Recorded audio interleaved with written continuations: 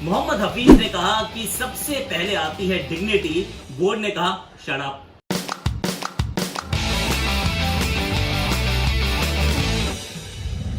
अब ये कहानी है जिसके बारे में आपसे बात करना चाह रहा था मैं कि प्रोफेसर हफीज के साथ मेरा अच्छा काफी समय मैंने गुजारा। शुरुआत में वो कोलकाता नाइट राइडर्स में भी थे और उनको प्रोफेसर हम इसलिए कहते हैं, मतलब थोड़ा सा साइड नोट है कि he is got a lot of knowledge about the sport. I mean आप उनसे बात करो, बहुत इंटेलिजेंट, बहुत डीप डाइव बातें करते हैं, कीपर की, बैटिंग की, बॉलिंग की, सब बातों के बारे में ही हैज एन ओपिनियन और हेल्प करते हैं एक दूसरे की। तो I really like professor Hafeez and he's been obviously a regular former Pakistan captain और काफी समय से अच्छा करते आ रहे, तो that's his where he is.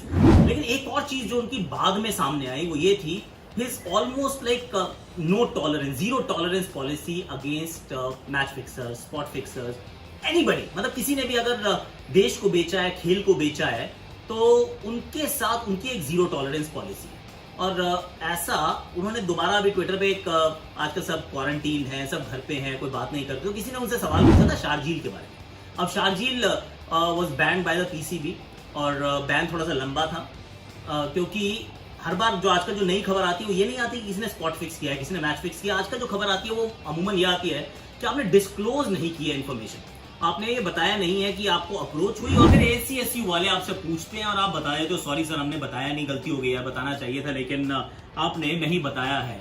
और ऐसा ये चाहे वो फिर बहुत सारे हैं, उमर अकमल की बात कर लो, आप शारजील की बात कर लो, आप शाकिब अल हसन की बात करो, आजकल अमूमन यही होता है। पर मेरी एक समस्या इससे ये है कि अगर आप अप्रोच को छुपा रहे हैं और इवेंचुअली आपको पता चलता है या एसीएसयू ढूंढ लेता है आपके फोन रिकॉर्ड से, आपकी कॉल रिकॉर्ड से, और फिर आप एडमिट कर लेते हो, तो बहुत कम चांस ऐसे होंगे कि आप यू नॉट फिक्स्ड एनीथिंग। मतलब आपने कोई फेवर्स ना तो एक्सचेंज हुए हैं और आपको कोई, मतलब अब you are completely innocent. Personally मेरा ये मानना है, I could be completely wrong, और इसमें कोई एविडेंस ना हो तो किसी को आप कह नहीं सकते कि आपने गलत काम किया है। पर द फैक्ट ऑल्सो इज कि एक गलत काम तो सबने किया है और वो बहुत लोगों ने किया जो एडमिट करते हैं कि भैया हमने बताया नहीं, they had approached us but sorry यार मैं बताना आपको भूल गया या फिर नहीं बताया। एनीहाउ अब शारजील की जो बात थी तो उनसे पूछा गया कि शारजील का वापस आना सही है, तो उन्होंने कहा यार ये टैलेंट वैलेंट को छोड़ो, and this is the tweet that he actually did कि it's not about the talent. वो बात करते हैं कि क्या डिग्निटी पहले इंपॉर्टेंट नहीं है, कि देश के लिए ऑनेस्टी ज्यादा इंपॉर्टेंट नहीं है, and that's all he said.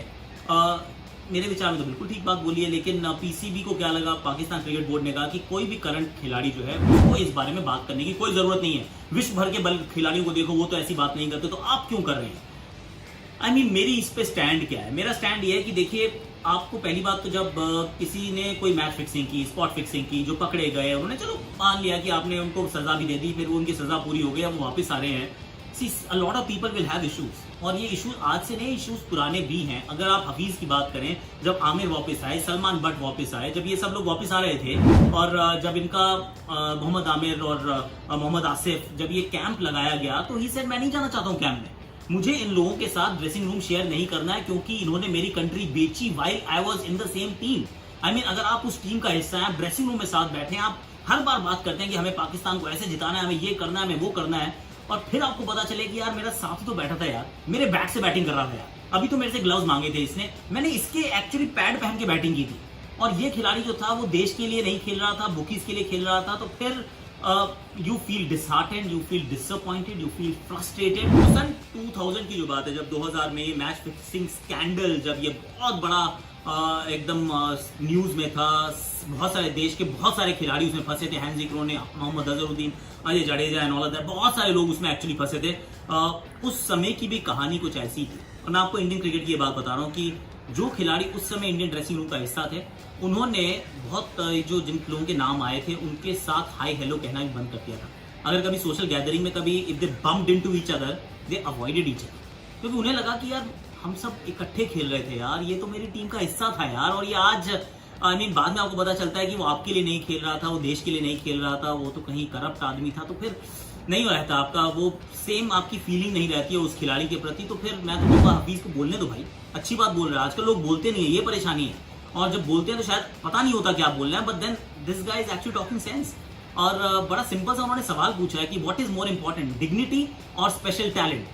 Talent देखिए एक आधा छोड़ दो, कोई फर्क नहीं पड़ेगा, लेकिन अगर डिग्निटी छोड़ दी ना तो फिर कुछ नहीं बचेगा, तो I am very strong in terms of where we should be. मेरी बहुत स्ट्रॉन्ग ओपिनियन है इसमें। मैं कहता हूँ कि अगर किसी ने मैच फिक्सिंग स्पॉट फिक्सिंग किया है तो उसको भैया बाहर का रास्ता दिखाओ, और yes life gives you second chances, give them a second chance somewhere else, not in the sport. क्योंकि अगर आपको स्पोर्ट्स को, ये स्पोर्ट को अगर आपको सैनिटाइज करना है ना, एकदम से उसकी सैंटिटी को मेंटेन करना है, तो फिर इट्स इंपॉर्टेंट कि आप एक एग्जाम्पल सेट करें और फिर आप उसके साथ जुड़े रहिए।